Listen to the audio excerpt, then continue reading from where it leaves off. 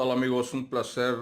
Miren, vamos a tener el directo de hablando de uno de los libros que fueron de los primeros libros que salieron editados y traducidos en español en las grandes librerías en un momento en el que este tema era tabú. Estoy hablando del libro de Illuminati, los secretos de la iglesia, de la secta, perdón, más temida por la iglesia católica, que no concuerdo. Yo pienso que la iglesia católica está trabajando en estos momentos con las cúpulas Illuminati, ¿no? Pues ya se unieron, pero bueno, en un momento dado sí había resistencias dentro de la iglesia católica, la sigue habiendo, pero es otro tema. Este libro de Paul H. Koch fue precedido por otro que se tituló La historia oculta del mundo, que también tengo y que también es muy interesante y que le recomiendo a la audiencia. Y bueno, hay personas que dicen, Marco ya no ha subido videos, has estado lento. Bueno, también tenemos otras cuestiones como ya saben, el producto Moronel, la planta divina, que no nada más estamos haciendo el bien en la comunicación y en la prensa libre, sino también fisiológicamente en la salud con estos productos maravillosos. Moronel, la planta divina, único en el mundo, en México, se envía a toda la república contra diabetes, cáncer, etc. Extracto de jengibre, extracto de 5 elementos, ganoderma, curcumina, moringa, ginseng y jengibre también. Imagínense todo lo que cura esto. Informes en el privado en Facebook, o más bien también en la página de Moronel en Culiacán en Facebook. Le pueden dar like y ahí pueden enterarse de los productos y los kits curativos. Dice aquí, vamos a leer los comentarios antes de pasar a la información. Hay mucho ocurriendo en el mundo, pero bueno, hoy quise traer este capítulo, este título para para desempolvar un poco de lo que creemos nosotros no es tan lineal la toma del poder del mundo, sino que estas élites trabajan en consonancia para tomar el poder y no siempre los que están en el poder son partícipes de todo este entramado oscuro. Dice aquí Sebastián Benetton, saludos desde Lima, Perú. Saludos Sebastián, hasta Lima, Perú. Alicia Sánchez, bendiciones desde Nuevo Laredo, Tamaulipas. Bendiciones Alicia Sánchez hasta Nuevo Laredo. Giovanna Araceli Marchena Estrella, la Iglesia Católica no representa a Jesucristo, dice Giovanna. Es cierto, sabemos que está muy corrompida. Desde los tiempos en los que San Francisco de Asís la intentó salvar, se fue tergiversando y perdiendo paulatinamente. Dice aquí Cristian Lizama, estamos bajo ataque en Chile. Vaya, bueno, todo en Latinoamérica, ¿no? Pero no sé a qué te referirías o te referirás, Cristian, con el ataque a Chile. Y bueno, vamos a pasar a leer este capítulo impresionante de este libro, Paul H. Koch, Illuminati. Esta es la portada, vean cómo va en espiral hacia abajo, hacia el abismo, para que vean los entramados secretos de la élite global.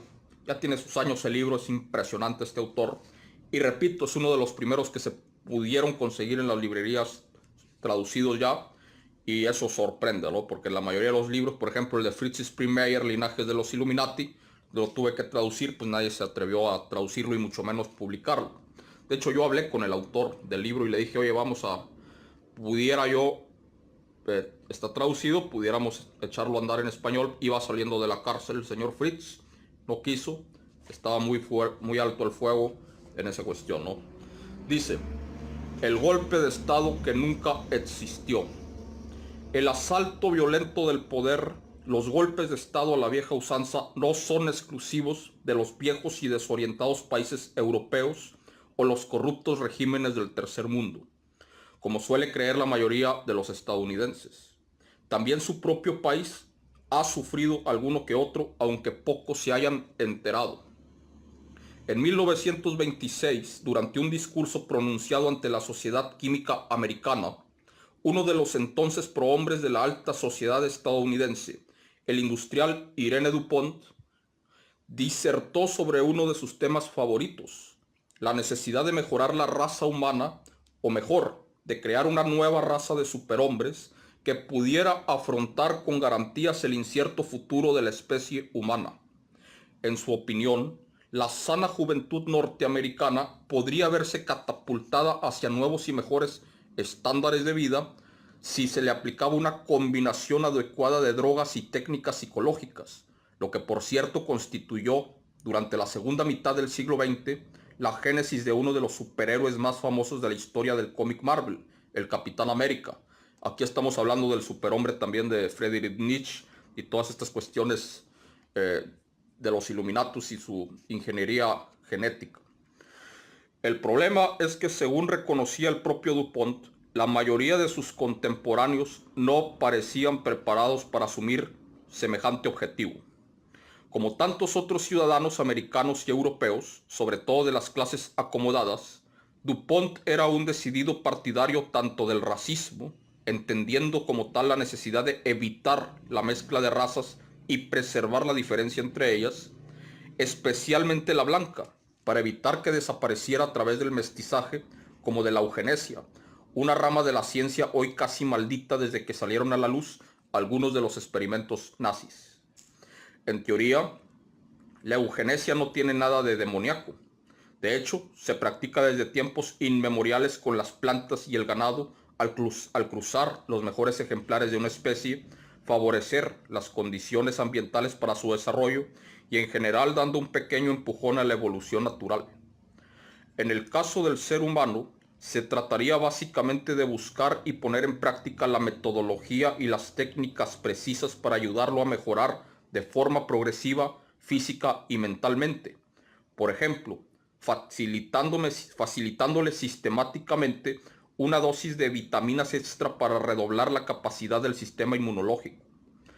El problema es cuando la eugenesia se reserva en exclusiva para una serie de individuos elegidos, con el fin de lograr no una elevación general del nivel humano, sino solo la de esos individuos, a los que se dotaría de esta forma de una ventaja, lo que les permitiría ir siempre por delante respecto de los demás, a una superélite de elegidos, los Illuminati. Como veremos más adelante, el régimen nazi no fue el único que investigó en este sentido, pero por las fechas en las que ocurrieron los sucesos que enseguida relataremos, Hitler no había llegado aún al poder. Sin embargo, DuPont y muchos otros grandes industriales y magnates norteamericanos elaboraron una serie de planes que los llevó a financiar a comienzos de los años 30 organizaciones racistas como la Liga de la Libertad Americana, que según expertos llegó a contar con 1 millón de seguidores. En el fondo, los prohombres compartían muchas de las ideas de los nazis y deseaban aplicarlas también en su país. En 1934, y teniendo en cuenta la evolución de la política europea,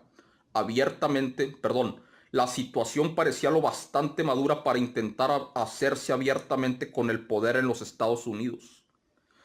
Se trataba de quitar de en medio al entonces presidente Franklin Delano Roosevelt, al que los conjurados acusaban de probolchevique y antiamericano, para sustituirlo por otro mandatario y otro tipo de régimen. No obstante, en un país donde la libertad de armamento está consagrada por la Constitución y por tanto cualquier ciudadano, sin problemas con la justicia, tiene derecho a disponer en su casa de las armas que quiera, se hacía imprescindible contar con el apoyo directo del ejército y de un hombre de acción capacitado para conducirlo, si es que llegaba el momento de imponerse por la fuerza. Los conspiradores estudiaron cuidadosamente las opciones disponibles y decidieron embarcar en su aventura a uno de los generales más populares de la época, el general Smedley Darlington Butler, excomandante en jefe de los Marines, con un amplio y brillante historial militar y condecorado en 2 ocasiones con la Medalla de Honor del Congreso, uno de los militares más laureados de la historia de Estados Unidos. El encargado de contactar con el general Butler fue Gerald G. McGuire, quien decía a todo aquel que quisiera escucharle que Estados Unidos necesitaba un gobierno fascista para salvar a la nación de los comunistas, que solo aspiran a destruir y arrasar todo lo que hemos construido en América. El plan, según le explicó al general Butler, era lanzar un ultimátum a Roosevelt para que éste nombrara un nuevo secretario de Asuntos Generales afín a los conspiradores. Dotado de pleno apoyo presidencial, este cargo pondría en marcha de manera pacífica el proceso de transición hacia el tipo de régimen que deseaban los DuPont, McGuire y los suyos. En caso de que el presidente se negara a asumir esas exigencias, Butler debería liderar un ejército privado que se organizaría en poco tiempo a partir del 500.000 de veteranos de la Legión Americana, así como de otros grupos de milicias fascistas. Entonces, el militar podría dar un golpe de estado en Washington, que debería ser apoyado por las tropas regulares gracias a su prestigio personal. Estamos hablando de los DuPont, uno de los 13 linajes Illuminati satánicos que controlan el planeta, o bueno, ya están de salida, pero está dentro de los 13 linajes satánicos la familia DuPont. DuPont de Nemours, y bueno, todos estos lo sabemos, ¿no? Nadie sabe lo que habría ocurrido si el cuáquero luchador, apelativo popular de Butler, hubiera decidido secundar ese plan, pero lo más probable es que la historia contemporánea fuera muy diferente de la que hoy conocemos.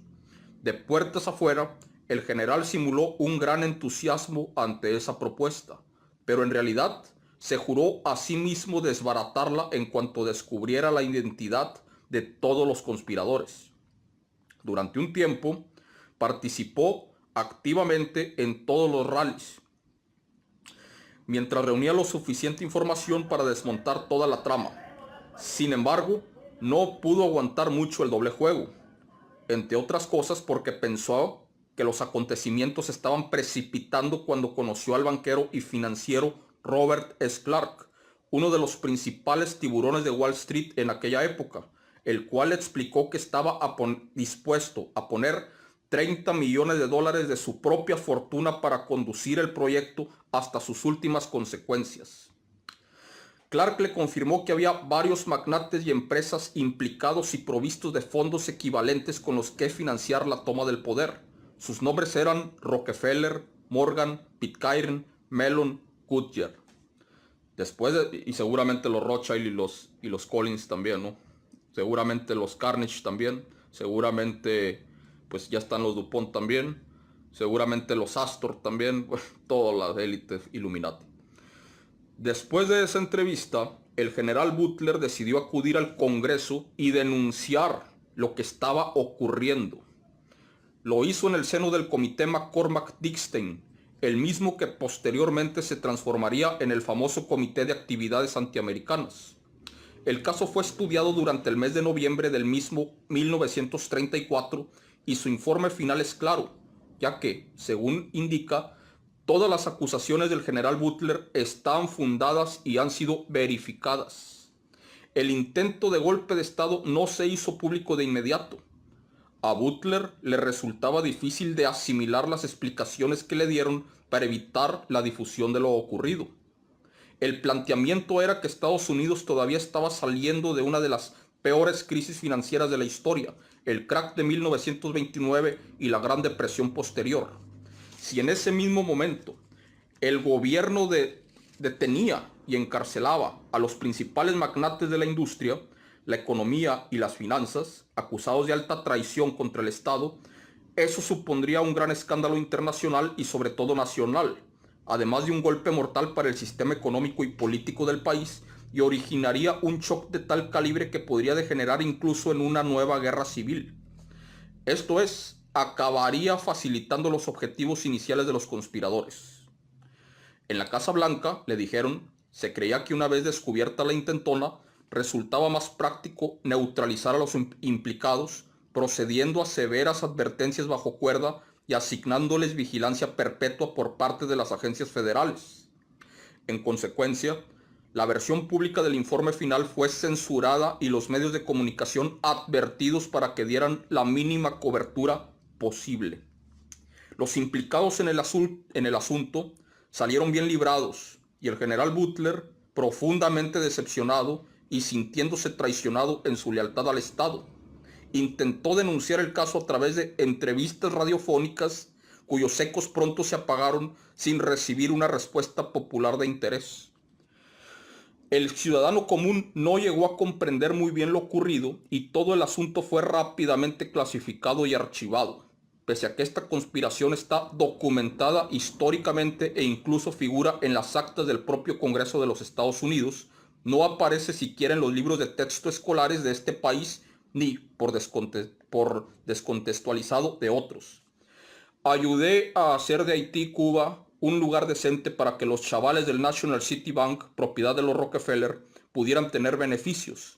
Contribuí en la intervención de media docena de repúblicas centroamericanas a mayor gloria de Wall Street. Mi historial de delincuencia es largo, comentó Butler con amargura en 1935. Los Illuminati habían tanteado el terreno para apoderarse definitivamente de Estados Unidos.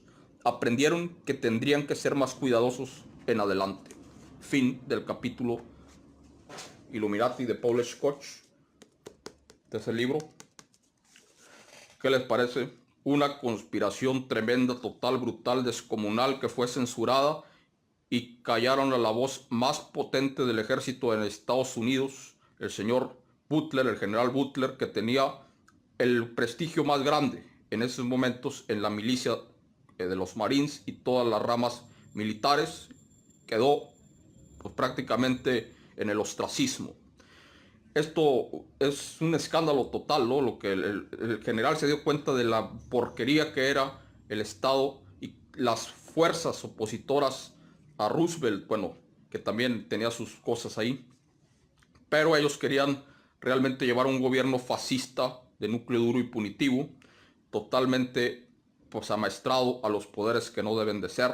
El tipo fue obviamente echado por un lado, lo echaron debajo del tren, lo censuraron y esto nunca se conoció, por eso fue el golpe Illuminati que nunca existió.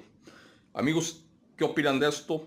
Háganmelo saber. Estamos hablando de las personas económicamente más poderosas de los Estados Unidos y del mundo que pusieron dinero, pusieron fuerza y esfuerzo para tomarse con el poder y llevar a cabo un gobierno fascista con superhombres en el gabinete de Washington, D.C.